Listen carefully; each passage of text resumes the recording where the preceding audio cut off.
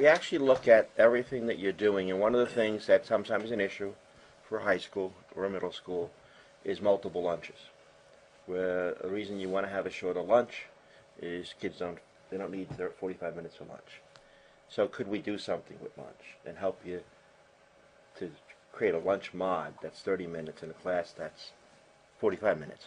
I remember one high school I went into a number of years ago, they were using another system, and they had finished with the other system, the scheduling, and then they were moving into what we call our guidance system.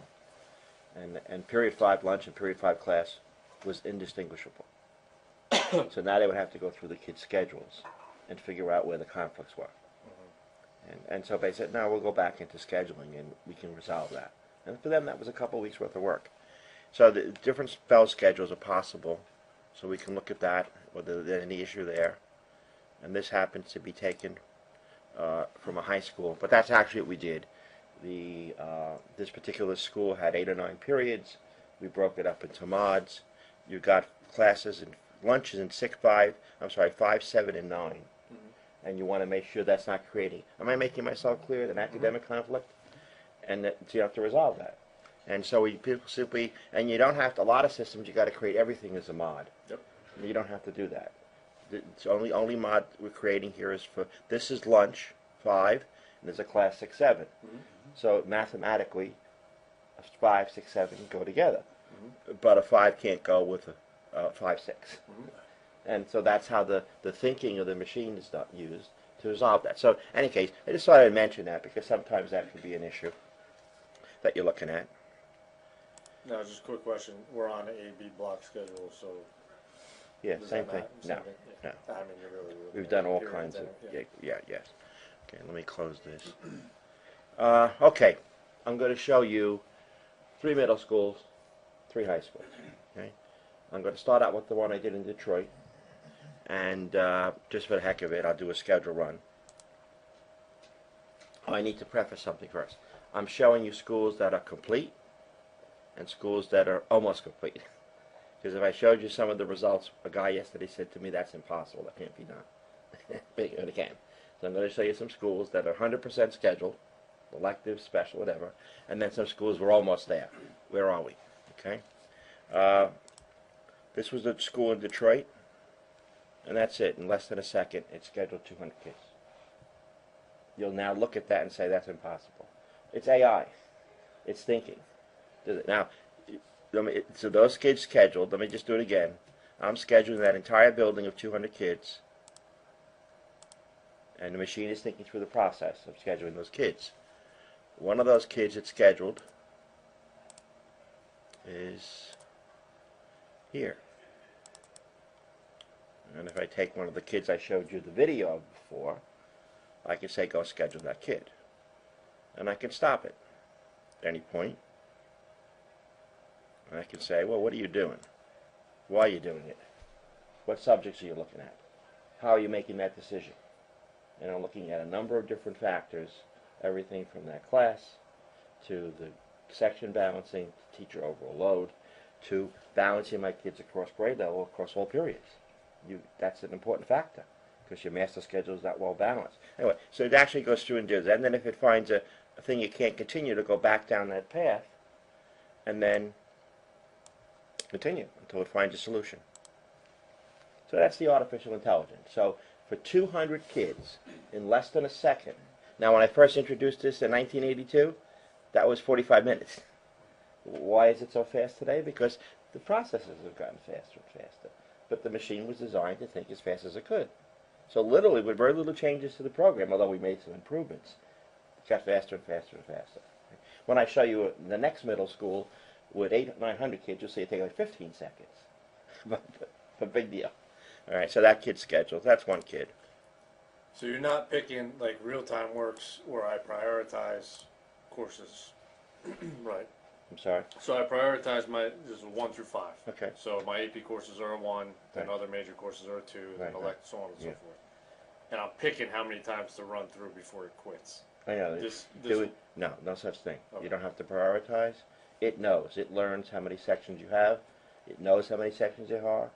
And it knows how difficult it is for that kid to schedule because it went through every kid's schedule and looked at how complex it was to schedule it, and then came up with a 16-digit number of degree of difficulty, and then ranked the kids in degree of difficulty. So it's involved. Yeah. It's complicated. So it prioritizes academics, though. Correct. And you don't have to do anything and set up 1, 2, 3, or 5, or whatever you're doing. Yeah. And you don't have to say so many iterations to try. See, the system's on the market out there, and I'm not just blowing smoke. If you can schedule that kid by hand, that's not a smart system. It's dumb. And what it basically does is it does iterations and tries. Right. Tumbles. And you can set how many tries you want. Correct. And at some point, if it doesn't hit the magic number, it stops. Right. So you got a kid that could have scheduled, that's now being told can't be scheduled. And not only that, what happens when you move? How many changes you got to make in the master? And when you got to make the changes, it has to rethink. Right. So this thing is rethinking and learning based upon what you just changed or what you did. So I'll show you. So let me shake you into Magic. Magic is a tool. I refer to it as a magnetic board, but it's a virtual board. And here's happens to be for this school in Detroit. This was grade 7 and 8. Well, first let me show you something before I show you the master. If I go here and look at these kids, let's take English 11 high, and let's look at my conflicts. Here's my high-level English. Here's my middle-level math, high-level math, low-level math. So am I making myself clear? I've got 25 kids that are in high-level English. And years ago, you didn't put those kids in a group and then they're tracked. No, I've got 3 kids that are in low-level English, math. And so I want to be able to schedule those kids according to their level, their academics in each subject. Okay, let me show you the master we developed for them. This pertains to that video that you saw with Ann Crowley. She was one of the lead teachers. Okay. Let me look at my 7th grade master. So I know, Susan, you have a small school, a couple hundred kids. That's the master for that. Was that the original? No, we had several other ones that we worked on before that. What this allows you to do is to save your masters as you work.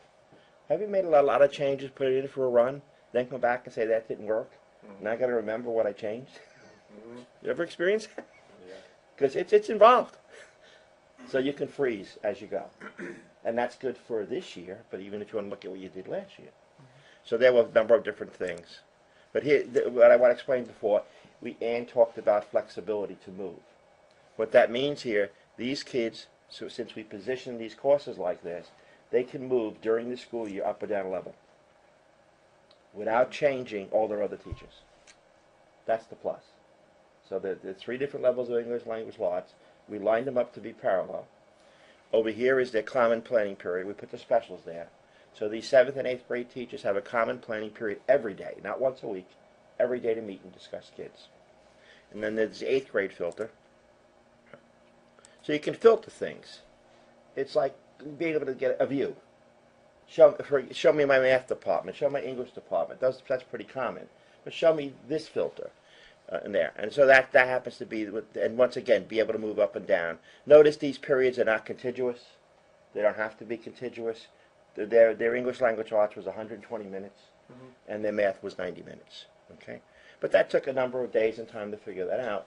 So on a high school level, would the same apply for like a general college prep and an honors? You would try and get. I'm going to show you that. Yeah, absolutely. I'm going to show you that. So the first school I'm showing you is a school that's completely done. If you want 200 kids are scheduled, if you want to change something, alter something, you saw how quick we could do another simulation or run. That's how easy it can be done. The next school I'm going to show you is a middle school. This happens to be a middle school in New Jersey, grades 5 through 8, and kids have Chinese, kids have Spanish. Pretty elaborate elective program. So I'm going to do a schedule run for those kids. And 315 kids are scheduled. Now, you're looking at this and you're saying, that's not possible, I don't believe it, it's not true. It is. And I can actually show you, and if I screw up things, let's go into Magic. Let's go into Magic. And I want to look at course 7220. I worked on this last night based upon the luncheon yesterday. Some questions came up, so I thought I could do a better job. Okay, so 7220, these are all 7th grade kids for that course that they're taking. But if I look at 7221, and these are all coded in a certain way for certain things. 7221. This is a 7th grade course, and there are 14 6th grade kids taking the 7th grade math. And in this particular middle school, by the time the kids were in 8th grade, they were taking geometry. Okay. So basically, how can I code things to help me figure out what's going on, as opposed to I'm stuck with this one code, and I can't control it.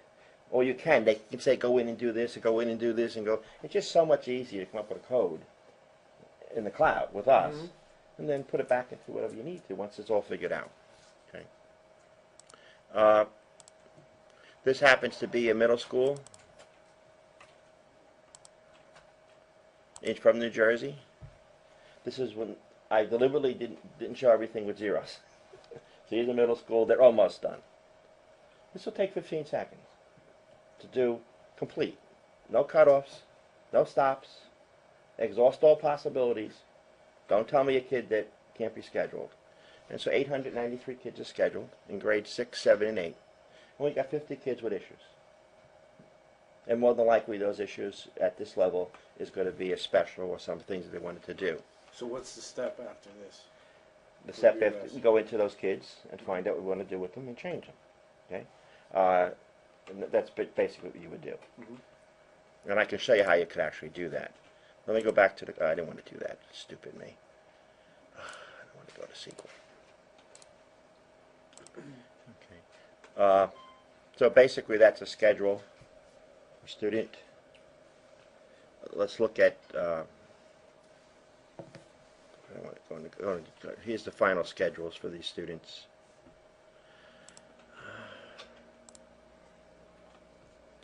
Let's look at a student. I'll pull up different students, basic skills, Chinese. But once again, and kids with names were changed, but these are real kids. So that's a kid's schedule. So for that school that had 315, 5, 6, 7, and 8 kids, these are their schedules. That's complicated. Okay, this kid they have a pull-out. They have what's called a flex period, an eagle period, and enrichment period. Phys ed and that. Let me show you another kid that I want to show here. Baker, Million.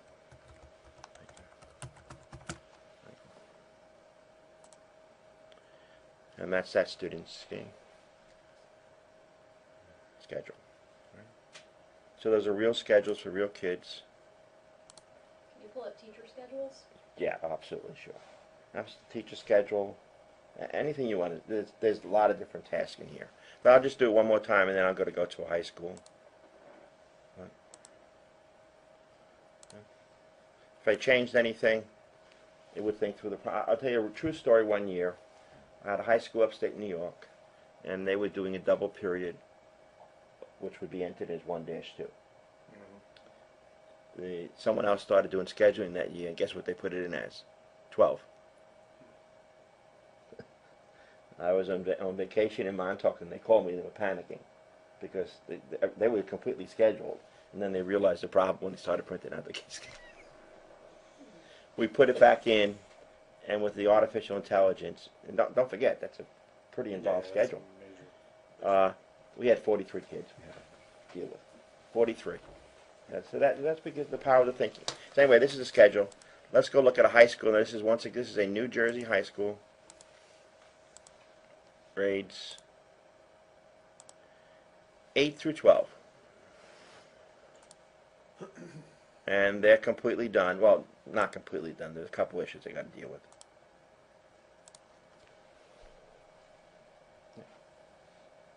And that's the reason I took the time to show you the video. Is I don't know if you can imagine that, but that thinking is going on for every one of those kids. that entire thinking process. And it's not stopping until it can't find an answer. It'll never, I know I'm being redundant, but it'll never say this kid can't be scheduled, and you'll be able to schedule that kid. And so they've got 27 kids. So those 27 kids are not partially scheduled in any There's no, sense we of the never, word. our system does not do partials. Okay. I'm a strong advocate. Oh, you get a partial schedule, it's an illusion. Right. Then you got to go do it. I'd rather know the kids. True numbers. I want to know the kids that are scheduled and aren't scheduled, and then let me deal with it. Right. Okay, so this is a high school. Just to be clear, because the next thing I'm going to show you is what a comment I made earlier about. I'll get you 100% academically scheduled. We have a way to get you 100% academics, and then we'll put the electives in, and then the 95+%. But this is a high school from New Jersey. This is their, before they move it, may probably at this point moved it to guidance. But maybe not. Maybe they resolve the issues themselves. But and most of the time it's going to be elective issues, because this has the academics and electives. Okay. Oh, one thing I didn't show you. One thing I forgot, and I apologize for jumping around. But if I go out here into sections, I wanted to show you something here. I forgot to do this. I want to show you the inclusion options. So if I put in 622 math, and once again this is all real stuff, and then 6240. This is from the middle school, but the same would be true for the high school.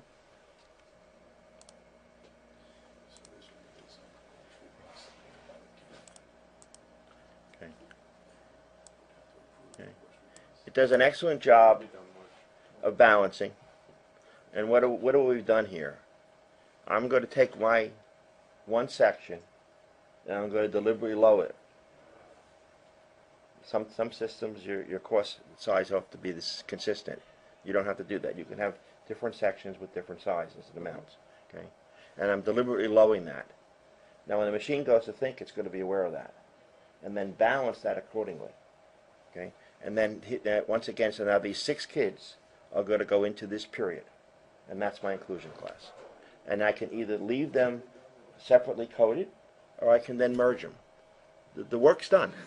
Two separate rows. Yeah. That's Yeah. the 001, Yeah. 02. Okay. Yeah. And just a way of coding things. So a lot of it's figuring out. Another thing I'll talk about is when you look at your data, what's missing. Historically, guidance counselors aren't the greatest sometimes in giving you complete schedules and complete surveys. So there'll be missing pieces. So one of the things we look at is your data complete. The next thing is the different. All right. So that was that. I was showing you a high school. Okay, now I'm going to jump out. I'm going to log out, log in as somebody different. I think it's case sensitive. It is. Okay, I'm in. Okay. There's a high school in Chicago, grades 9 through 12, and I set up 3 different masters. So we can not only take it to the cloud, we can set up more than one system. Is there an advantage to that? I could try this or try that, as opposed to trying to work that one master. And every time you change it, it's a change. Well, maybe you could just say, freeze that. Anyway, so they have 3 different systems I set up for them, so they could see the difference. And the first thing I did was set up the previous year master. So now let me just slow down for a second. This is the master from last year, same master, and we're just pulling in the course selections from this year. Okay, assignments with teachers, everything is the same as it was last year. How will that affect my kids this year? Okay, I'm going to do a schedule run, and 237 students will not schedule. That quick, that fast, that easy. That's my starting point. Now we don't want to do that. We actually started from scratch, and I'm going to take you into Magic and show you how we did that. But let me first show you the results. One of the masters I set up was called levels, and they just stayed with the straight 8-9 period day. The other one was moving into mods to solve the lunch problem that we talked about earlier, a shorter period for lunch. But let's take a schedule run here. And you notice I'm checking that off. The reason I'm checking that off is I'm saying I want you to schedule the courses I've selected. And the courses I've selected are academics. Okay. Okay? Because for years and years and years, and this developed over time. I learned things as I watched administrators do things. Because typically years ago, you would schedule, and if your kid wouldn't schedule, you drop this, you drop that. You go to another run, not drop this, drop that. So I finally said, we'll come up with a way you could select things. So I want my academics at 100%. I want every kid to academically get what they need. And there are 981 students in this building, and they're all scheduled academically. 100% academically. And I had a guy yesterday say to me, I don't believe it. So this morning, I decided to do something to prove to you this is real.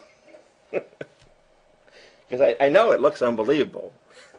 So I'm going to go in, and this happens to be, I'm going to go into, well, I haven't shown you magic yet. Maybe I should show you that first. And you can stop me at any time and ask questions. Once again, this was the process of... That's better. And please, don't feel... You can stop me at any time. We have what we call filters. Can I look at my filter? Here's at the AP and honor courses. Can I look at my 9th and 10th grade honors? Can I look at my inclusion classes? And all it is a way to present the data in a way that you can see it. And including, to answer Susan's question, I could put my, say I could see a teacher's program. I could see a department. Things you would, all it is a way to look at different things. And in this particular case, the things in red are my inclusion periods. Okay? But let me go back to the AP one. So, let me just ask you. Go ahead. This is, because I was just saying to Vinny, I don't use the big whiteboard No. Okay. any longer. But what I do is I create a Google Doc Okay. with my AP and IB courses, and I lay them out there, and I say, oh, wait a sec. AP and IB are going to conflict here, so let me move. Right. So that's essentially what this is mini whiteboards. Yeah. So we can see where the conflicts It's a virtual magnetic board, if you want to call it. But the magnetic board is typically for your teachers. Right. It doesn't give you the kind of filters you want. Mhm. And then you can drill down. These are my conflicts. And I'm going to show you, this was about halfway through. I'm going to show you when they're all done. How do you know by the color coding? Right here's, no, that happens to be by at the department. top. But I've got one kid right here in conflict. And that kid's in conflict with taking those courses. Okay. And he's got 3 APs. Spanish, studio, beginning, band, and lunch. Okay? And I want to see, is that kid going to schedule? Okay, now you don't have to do it. The machine's going to do it. But I'm going to show you the process the machine would go through. Okay? So the machine realizes there's a conflict there. Here. 1502. It's often in period 2 and period 8. So when you saw this conflict here, it's over here in here. And that's the one kid. Who's that one kid? That if there was only one section of that kid would not schedule. Correct? There would be 2 singletons in conflict. But it turns out for the AP there's going to be 2 sections. Mhm. Where's the other section? Right here. Period 2. Right here. Period 2.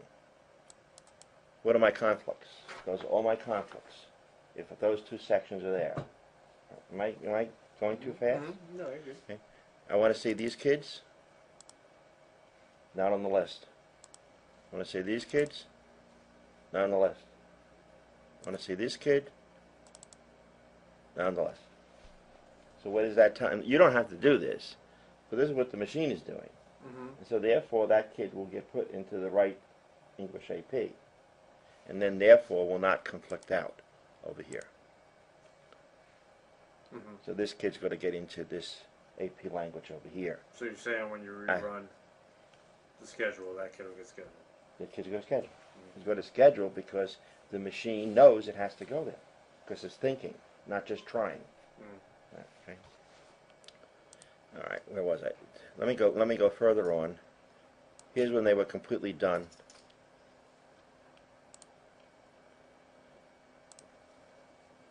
And it's hard showing something real, but I think it's a little bit, it's not polished. but I think it's a little bit more significant in meaning. This was the last master.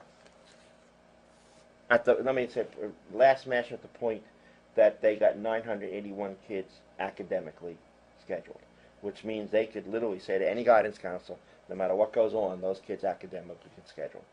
They're done. And I'm actually going to show you the final schedule.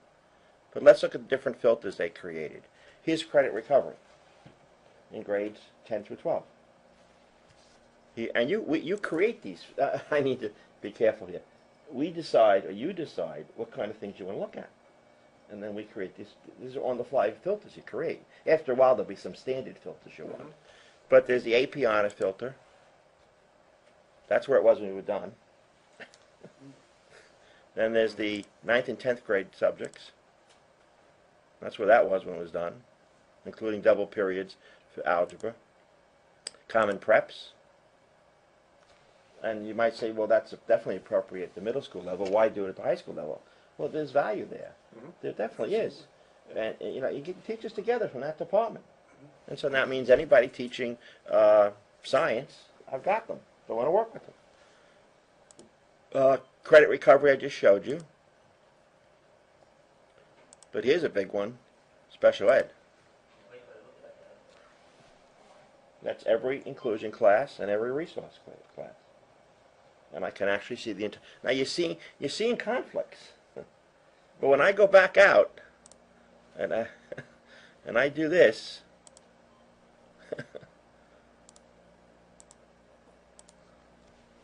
981 kids had all their academics. End of story. Now I'll put in, the next step would be put your electives in. Well, I'm not being clear. When you put in the kids' course selections, the electives are there. Right. Let me show you that. Next step is to uncheck that box. You got it. Schedule. Yeah. You figured it out. Okay, where is that kid? I want to show you the kid. So how do you lock out once you have the academics at 100% and then run the schedule to be able to get the electives in? You're going to check off the electives you want to now put into the process, into the thinking, and it'll schedule them on. And then Not at the sake of the academics that are already in. they're not. No, I mean, no such thing as locked. We want the thing thinking. If it can exhaust all possibilities, I want it forever thinking. I never want to lock in something frozen because that could. That's going to create. Correct. I wanted to reshuffle the deck. I wanted to rethink. So that kid before that was in second period AP English. Yeah. Once we put the electives in, that may not happen. They But may still go. have it You got it. fresh. You're right. And if he can be moved, I want him moved. Right. I don't want him being stopped from getting an elective. But don't But forget. once you have this part of it set, you're not gonna. What you're gonna move, if things don't work out, what you're gonna move is the elective courses, not the major course. Yes, right. Okay. That's right. And not only that, I showed you how we could save the master. Right. So you could save that master Right. when your academics are done, and then go start putting your electives in and move them around. But you always can go back to that. Okay. But the answer to the question is, we never want to lock in. We never want to do partial schedules because they're just illusions. They're just creating problems that eventually you'll have to deal with anyway.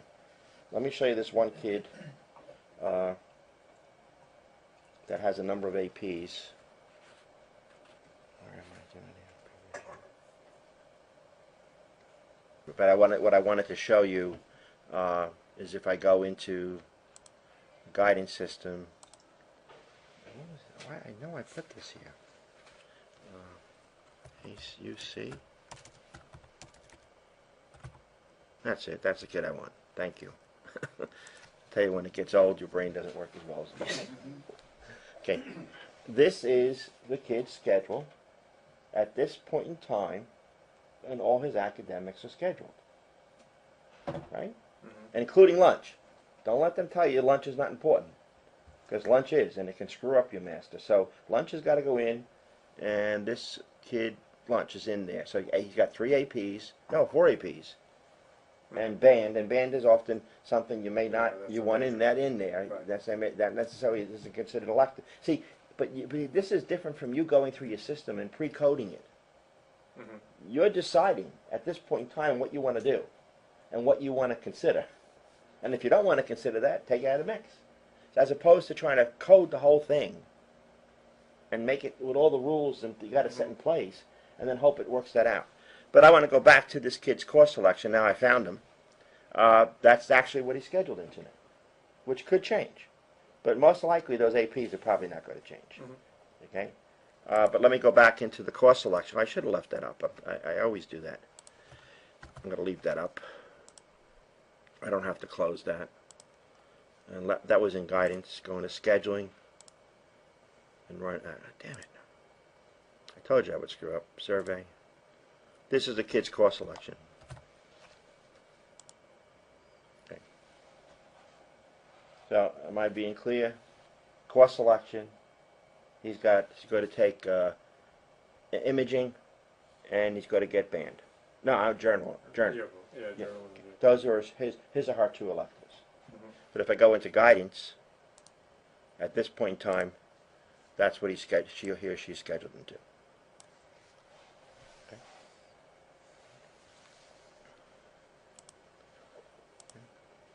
And so let me go back into Magic.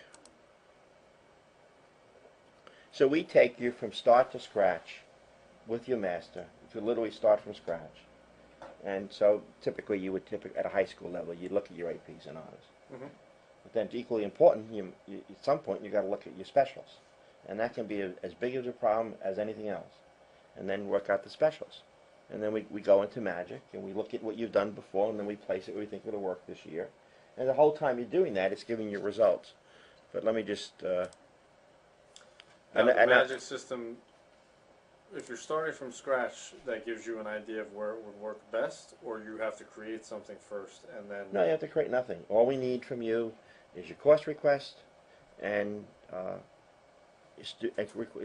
courses and student requests. That's it. No personal data, whatever. And we could literally start then in Magic and look at where we want to place things. And immediately, those conflicts will pop up. And if you want to drill down, you have to drill down at some point. Because if you want your APs to work, the kids to get 4 or 5 APs, but you want to be able to see, like I don't know if I did a good job or not, but there was that one kid that had a problem, and I could check and see if that would not have a problem in the other period. And I can immediately see he'll schedule. And that's some of the things you would do. But I wanted to show you, because I know there's some large high schools here, before I forget. This is a high school in New Jersey. Large high school. Is it harder or is it more beneficial to start from scratch because of just getting the student requests? Over your schedule for I do. I prefer that. Yeah. I really do. I think I can do. Because the answer is yes. I prefer to start from scratch. And we're not thinking about how it was done last year, but I'm not just carrying my master over. Right. That's why I showed you the school just carrying the master. 200 plus kids weren't scheduled. Okay, let me go back and run this again. Okay. And deliberately I'm showing you that they're not done, but they're very close to getting done. So 1,758 kids are scheduled, 35 are not. And that's with the academics and that's with the electives. And so there's some issues. But if I showed you everything was 0 all the time, you wouldn't believe me. So Give me a time frame on this. So we got 1,793 kids. How long would it take to get to this point? We only have 35 kids on schedule. in all the schools I've helped with, it's never taken more than 10 days. Wow. Never. In most cases, I've done it in 5 to 7 days. And I'm not. Actually, might use all But the I need to be clear about something because I don't want to mislead you. Vacation day. It doesn't mean it was 10 days in a row. Yeah. Yeah. As long as I make that clear. Right. Yeah, Absolutely. But there's no doubt in my mind that you can, moving forward, you can say, I got to work on scheduling for 2 weeks. But in 2 weeks you'll be done. Short to finish. Short of your special ed teachers, some changes coming in. Short of 150 kids show up that you didn't count on. Right. Okay, but based upon if you know if you got what you got. Those student requests, the original student requests. Correct. Wow. Yes. And odds are, if I have 5 sophomores coming in the summer, that schedule is going to work for them too, anyways. Yes. For the most part. Yes, absolutely. Okay. I forgot to show something, but let me show you the tree for one of these kids, or a couple of them.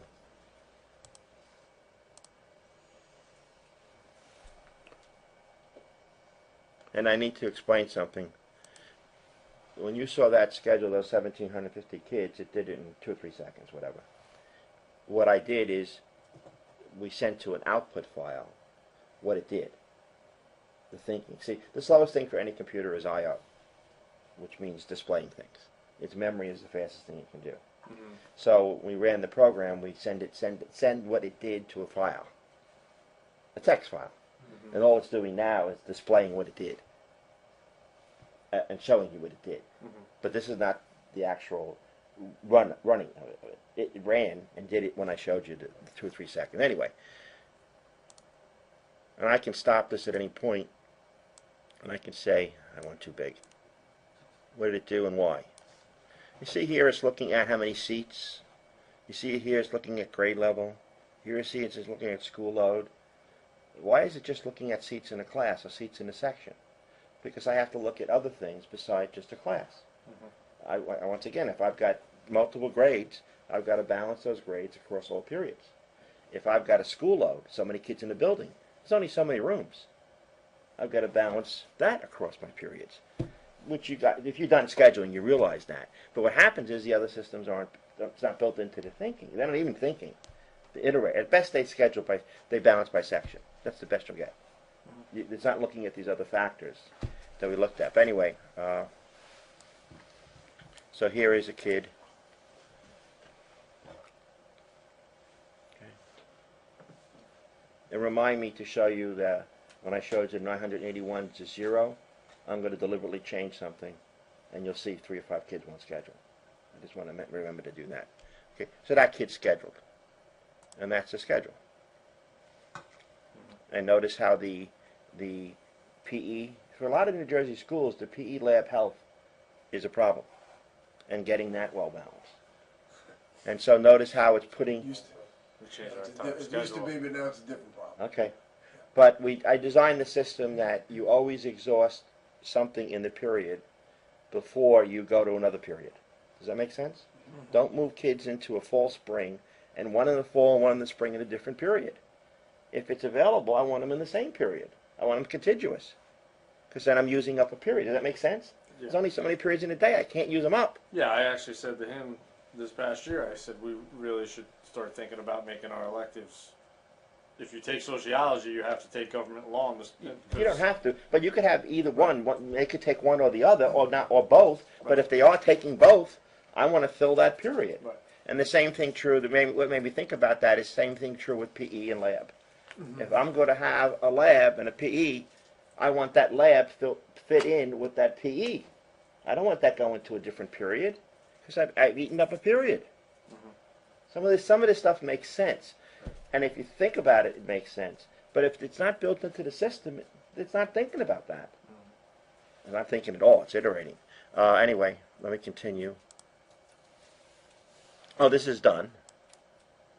What point are the teachers overlaid onto the schedule? Like, I'm missing that piece. Like, our teachers are so tightly scheduled with mixed grade Right, levels, right. and the French teacher is teaching French 1 and 2, and like if she's teaching that, like we have a lot of teacher conflict, and it's tight. We don't have another math teacher to teach Right. another level of math. Like, it's pretty tight. If I take you back into Magic to answer your question, we could literally create a filter for every teacher if we wanted to see what that teacher was doing. But in most cases, if I go here,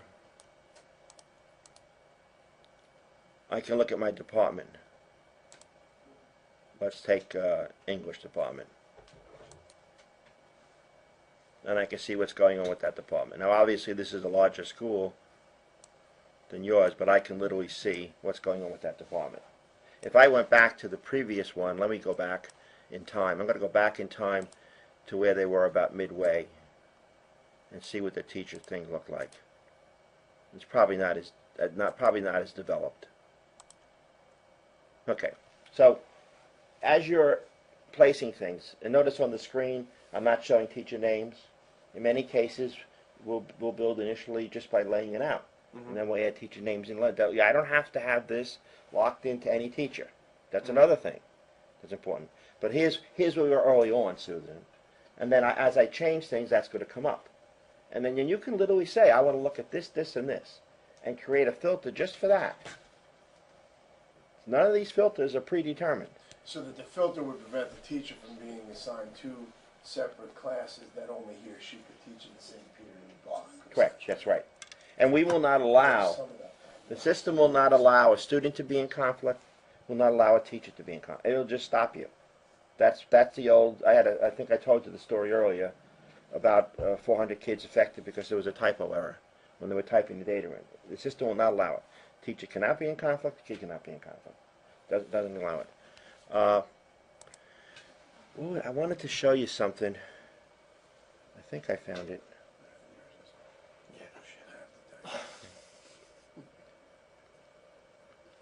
Where the heck is it? Here it is. This was the 981 kids. Okay. I know who's going to teach what. Yeah, but that would almost be the Okay. This is 981 kids, and I had a guy say to me yesterday, that's impossible, it can't be done. So I'm going to deliberately do is I'm going to go in and change something in the system, and I'm going to go into a lot where my teacher assignments are. I'm going to put in a teacher, and this happens to be my recovery staff, and these are the periods for my recovery, and I'm going to delete that. It's gone. Okay?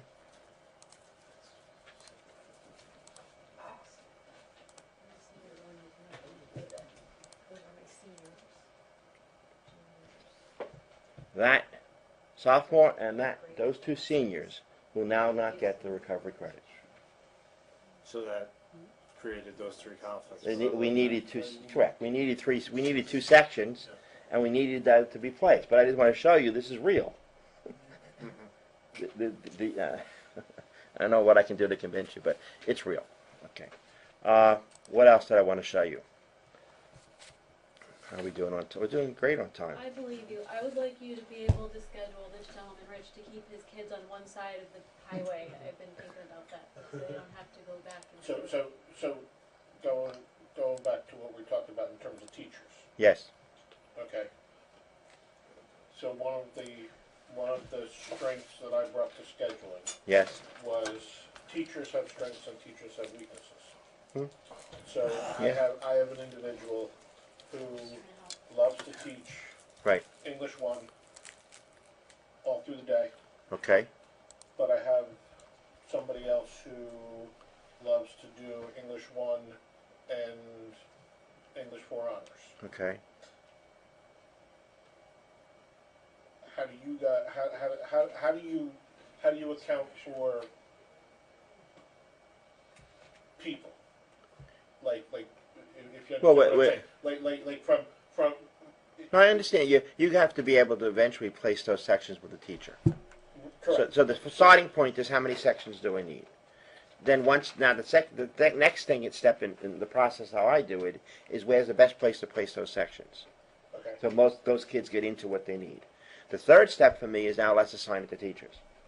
And I can set in, I haven't shown it into Magic, Okay, but you can literally, in every one of those squares, I can put a teacher's name in there. That's So what we do. essentially, it would be the same. It's Susan's what I problem with you can't run those two at the same time. correct. I'm Here, here. just trying to take you through. That's the phases. That's the phases. What's your priority? Correct. Yes. Of how to do it. Correct. Because that's Yeah. ultimately what we all do. Yeah, right, right. You're just doing it in a much faster. Yeah, yes, correct. With a faster system than my brain. It's smarter. No, so bottom line is, it really is reflecting what a human would do. It's just that it's doing. I have more teachers that completely can teach singular courses. I completely understand. Okay. It's All right. it's what we really do in terms of, the first thing that I do is I do exactly what is done. You have your needs. You need 10 sections of this. You need 3 sections of this. You need, I have a spreadsheet that has the master plan for 9th, 10th, 11th, and 12th. Great. Never do I attach a person's name to those things until I know that a kid can Yeah. get everything that they need going across the pathways. And But sometimes in a small school like Susan, we know right up front.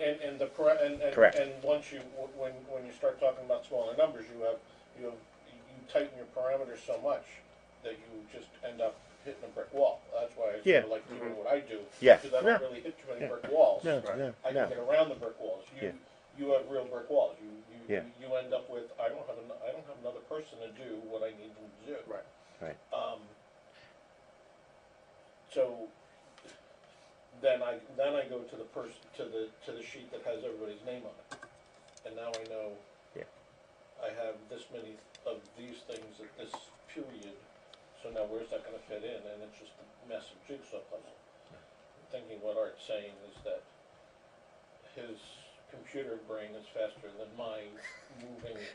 No, but that's all I did. All I did when I designed this thing is say, how would a human approach this? Mhm. But now get the machine to do that. If I get the machine to think like a human would do it, it'd be remarkable. And that's what we did. And then over the years we made some improvements and changes. But the answer is correct. Let me try to take you back to the PowerPoint and clean up what I'm trying to propose here. And I apologize for some of the things that I should have done a better job on. But it's nice being able to show you real data from real schools. I think it's better. What I'm proposing is you keep your current system. We're not replacing that system. In fact, I've had schools go to the cloud and put the answers back in their system. Mhm. You won't get what I'll get, but you'll get better results because now you moved it in a better place, and it can help you figure out where to put it. So I've had people do that. Okay, so maybe you're not at 50, 60%, you'll get 70, 80% or 85, but you won't get to 100 without the AI. Okay. So the second thing is what are we proposing here? We're proposing a way to take you to the cloud and look at different options. Is that one master? Is that two? I had a superintendent yesterday, K through 8 district, and she has 2 buildings, only a couple hundred, 300-400 kids. But the concern is she didn't describe basically she would have to hire another teacher if she stayed on a 5-day schedule. But if she went to a 6-day schedule, it wouldn't violate their contract. I don't know all the particulars yet, but you probably make sense. And she's not going to go to the board hire a teacher. So can I consider a 6-day cycle or an 8-day cycle? So I said, well, we could set up, like I showed you for that one high school, we could set up 2 different masters and see what would work. And so that's a possibility. So we take you to the cloud. We're only pulling across your course selections and your student requests. We develop a master. It's one-on-one. I work with you. There are 2 ways I work, though, and I've done this over the years. Years ago, I used to go into a school and work with them. Forget it. It's nothing but interruptions. So we either do an online session, which we can do if we don't need an hour or 2, but I have done, and I really prefer it off-site. Mhm. A room just like this, and we're working on it together. And you'd be surprised what we can get done in 2-3 days. You would be surprised. And I remember one superintendent, the principal, I'm thinking out loud here, but the director of guidance wanted to do it. The principal didn't, well, not like you, Vinny. The principal didn't want to do it. He was content the way things were. But after we worked together the first year, the superintendent said to John, you're going next year. Because he could see what the effect it had on opening. I mean, the end result of everything we're doing here is on the opening of school. And doing something to influence what's going on in the classroom with the teachers. And I can't tell you how much instructional time is lost each year.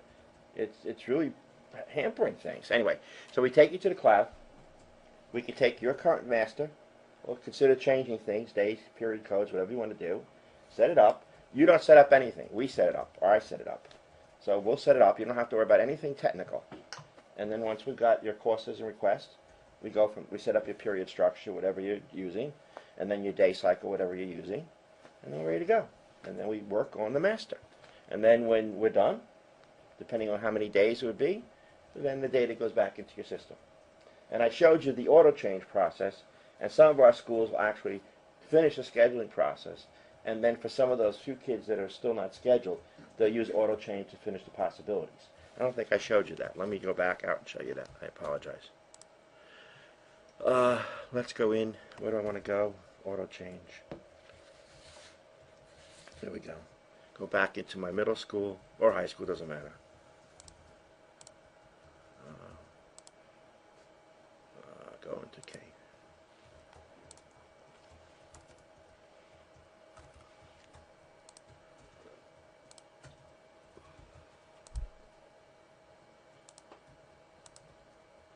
So this is a school that I showed you before. Grades 5 through 8 is scheduled. And now I've got an issue with a student that I want to look at. And I want to. So this is the student's current schedule. And he has an enrichment period, or flex period, depending what you want to call it, with McLaughlin. And let's say I want to be able to look at that schedule with a different teacher. Or sometimes with a flex period, the teachers will change over the year in the flex period. I'm going to put it into automatic mode.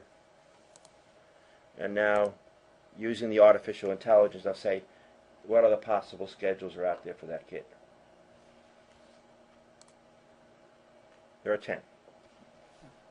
And I found them all. And then the guidance counselors asked me, don't shuffle the deck with the periods.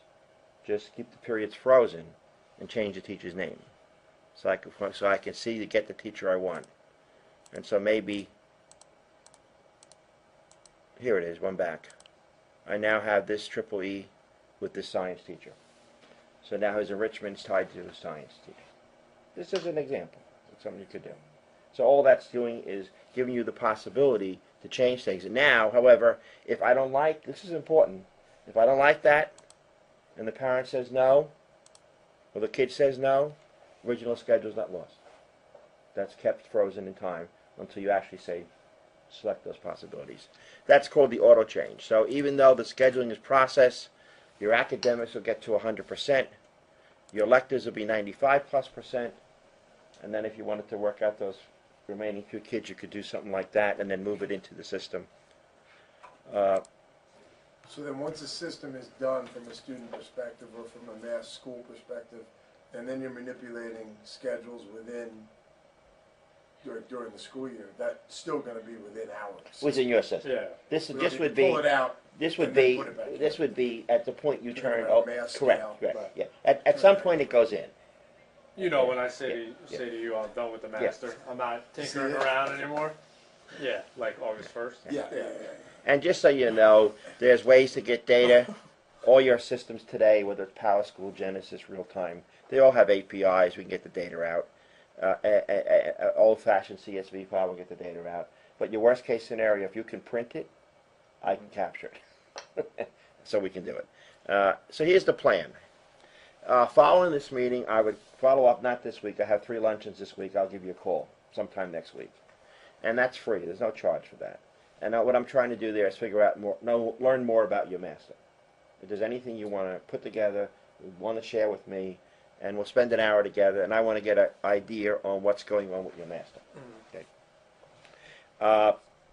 Then, what do the plans include? Provisioning a system in the cloud. It's only you.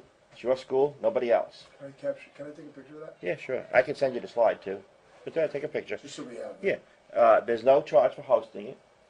There's no charge for using any of the tools I showed you today. It really comes down to is how much time you need. Mhm. And that's an estimate, okay? But I'd rather put together a plan and say 3 to 5 days, 4 to 6 days, or whatever. And it'll depend on your experience. You guys, most of the people in this room are experienced. They've done it. Like I said, I had Pam Teitelbaum. She never did scheduling at all. And it took 7, 8 days to complete the process.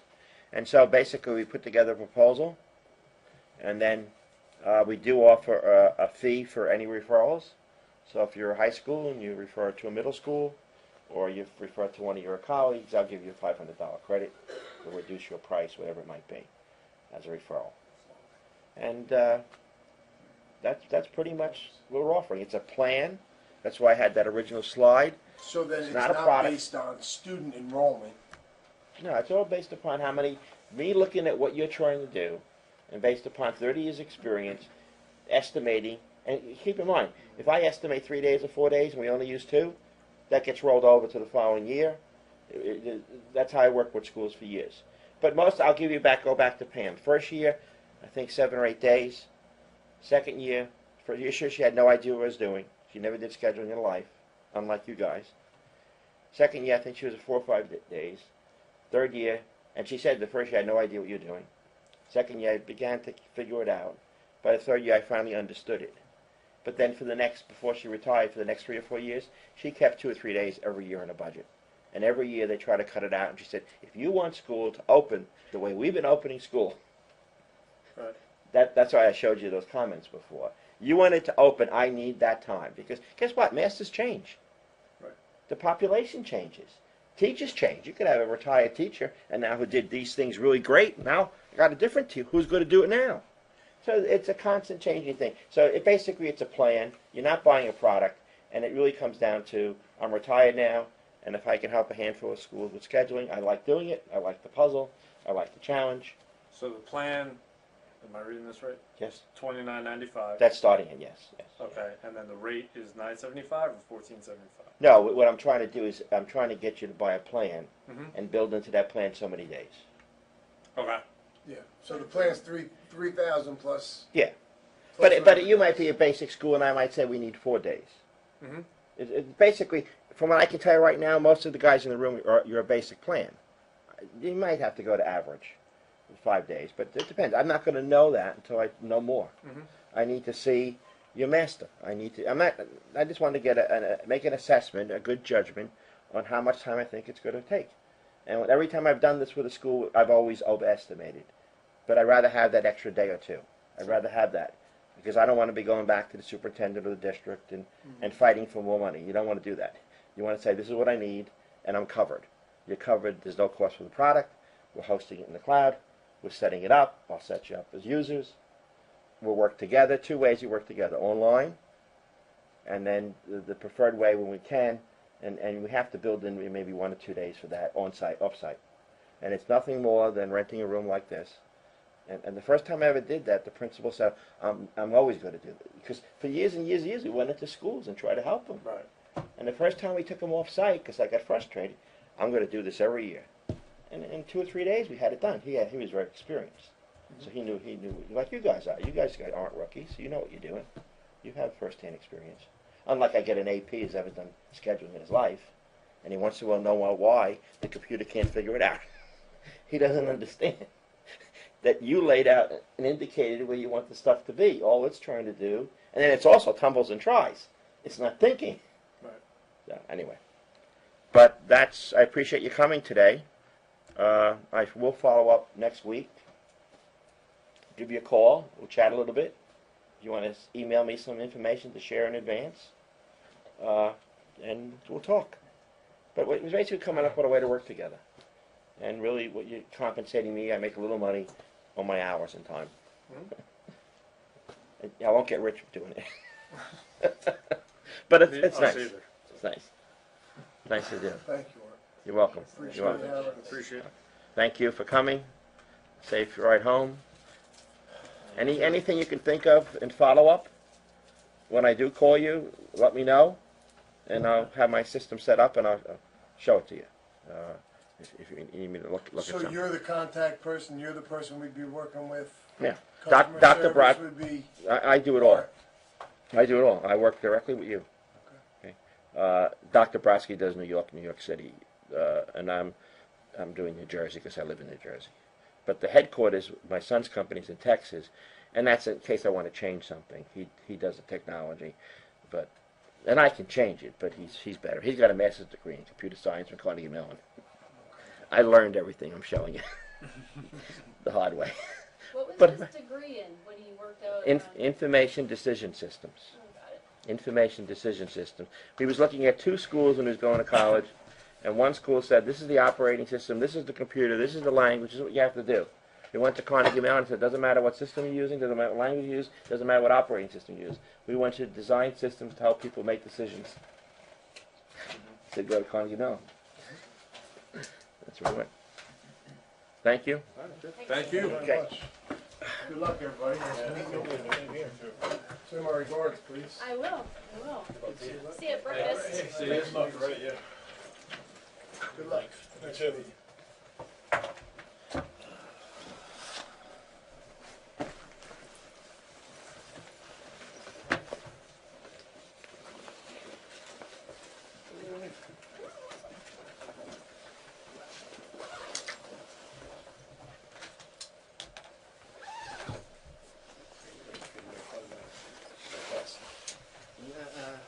save that. Not funny. Thank you.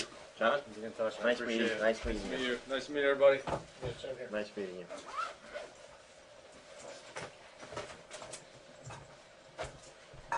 All right. Thank you, sir. Vinny, Okay. Pleasure. Nice to meet you.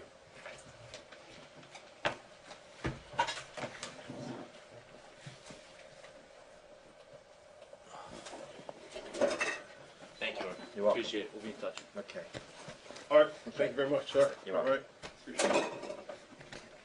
Thank you very much. Okay, Susan, That was great. good talk to you. Bye-bye.